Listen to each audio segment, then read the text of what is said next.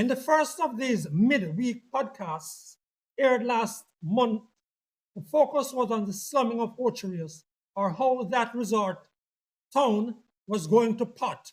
Chaotic, dirty, disorganized, and overtaken by illegal vending. Frankly speaking, nothing there has changed.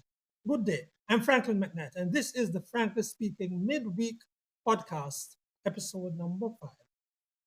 Its companion to the Frankly Speaking Podcast, live, aired on Sundays at 4. I invite you to go to the YouTube channel and see our delightful offering.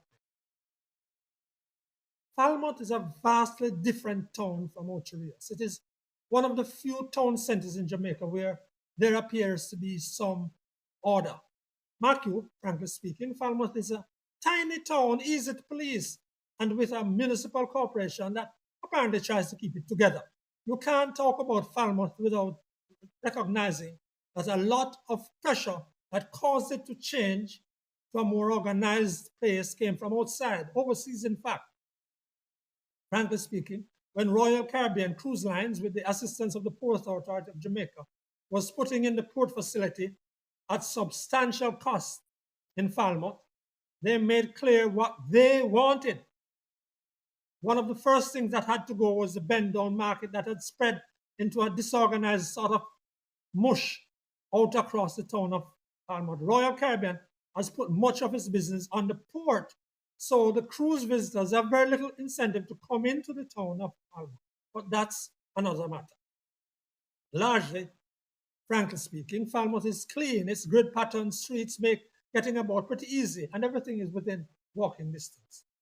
It has a strict system of parking, and the council has just unconscionably, in my opinion, increased its rates by 100% to $200 for the first hour parking on the streets. Water Square is famous, of course, a little 100-yard by 100-yard cobblestone paved area. It's one of the few town centers in Jamaica where you can hang around without being knocked over by the traffic. It's strictly pedestrianized, the only such center in Jamaica. A friend and colleague, Leon Jackson, who operates the news site Trelawny, has been encouraging for years now the erecting of a statue to Usain Bolt in his parish capital to complement everything else. Babs Grange, as minister, promised it in 2019. Nothing has happened since. The Trelawny Municipal Corporation, under the chairmanship of Colin Gager, has done a good job of organizing vending, but it still allows it in the limited parking spaces at the top of Cornwall Street next to NCB. The most significant move in the refashioning of Falmouth has been that of the market, one of the biggest in Jamaica. Relocated to the south of the town, it has become a catalyst for businesses, including plaza and a variety of services that have just gone there.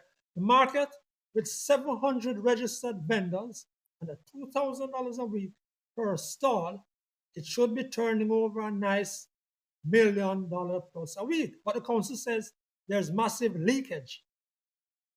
Yet the market is now itself getting ragged, under-maintained. The grounds and parking areas need attention and proper drainage, and the usually ugly wooden and tarpaulin stalls are popping up everywhere there. It's a delight to get in and out of Falmouth, as I do frequently, and to be assured that even if it's because of outside pressure, we can turn something in a competent and self-respecting way, as we have done with Falmouth. That's our midweek podcast, episode number 5. We invite you to share, like, and subscribe to the Frankly Speaking Jamaica podcast YouTube channel. Of course, we invite you to watch live on Sundays at 4 for the Frankly Speaking Team podcast. I am Franklin McKnight. Until then.